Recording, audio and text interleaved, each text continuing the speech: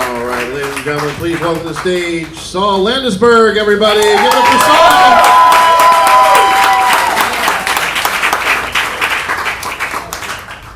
That name always brings the crowd down here. I'm already in love.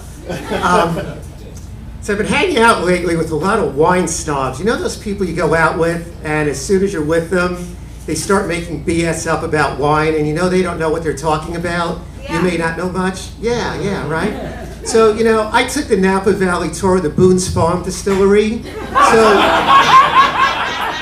I'm pretty much an expert on wine. And what I got to realize is most of these people that talk about wine, they don't know what they're talking about. And then I really thought about, you know, there's like just tons of wine terms. Well, I think about 800-900 years ago, the monks were sitting around one day making the wine, feeling pretty good. And by late morning, the monks did what monks did back then. They were pretty good and wasted. And they played this game called Let's Make Up the Biggest Bullshit About Wine That We Can Think Of. And whoever can get the best terms, we're going to do that. So the first monk's yelling, hey man, you know wine's a liquid? Let's call it dry. And the other monk said, you can't call it dry, it's a liquid. Then the other monk's going, hey man, let's say that you can't drink the wine until it breathes first.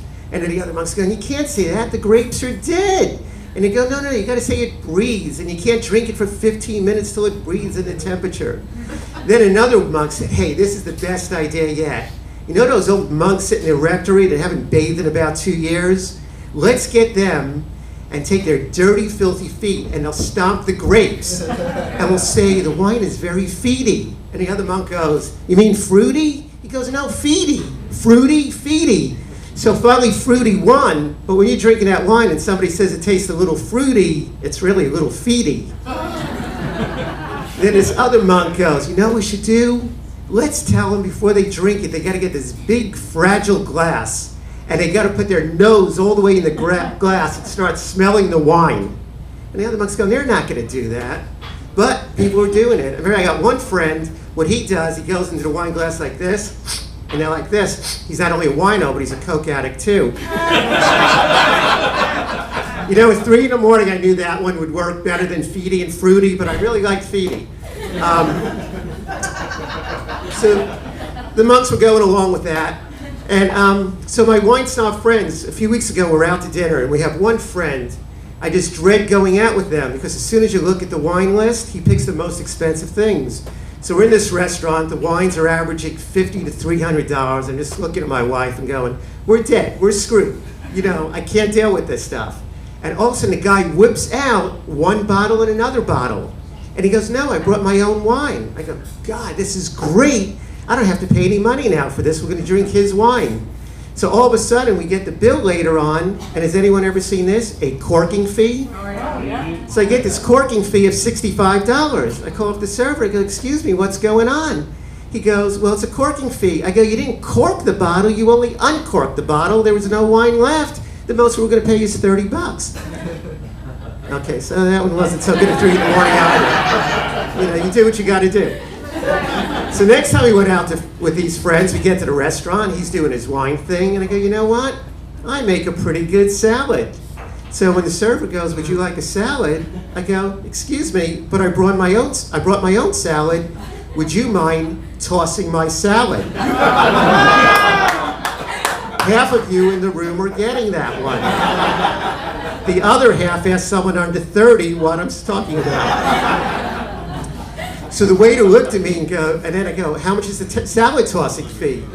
He goes, for you, man, there is no salad tossing fee. It is my pleasure. What a nice server. So now I bring my own food and complete meal to the restaurant. You know, I bring the wine, I bring the salad. I had beef Wellington the other day. I said, here's my beef. Can you put a little Wellington around it? Server said, fine. When it finally got time for dessert, I had coffee and ice cream. I had to pay a refreezing fee. But then when it was coffee time, the server, same guy, said, you know, I like you. A matter of fact, I'm not going to charge you the coffee fee, and I will put my own cream in your coffee. Come on. If I was on in another half hour after a few more drinks, you'd laugh more at that one. So I got here at McCurdy's a little earlier today, and I brought my own Pabst Blue Ribbon, but not the good Pabst Blue Ribbon, you know, the one with the little screw top on it? And they said now at McCurdy's is a $5 screwing fee. I can't believe it. Wes is so hard up to get a buck here, a buck there, he's got a screwing fee. So what are you going to do? I know you already paid $3 to come in here to get quality entertainment like this. This isn't that easy. So, I want to thank you all. The next 37 minutes of my routine you will not be able to hear, and now is the good shit coming up.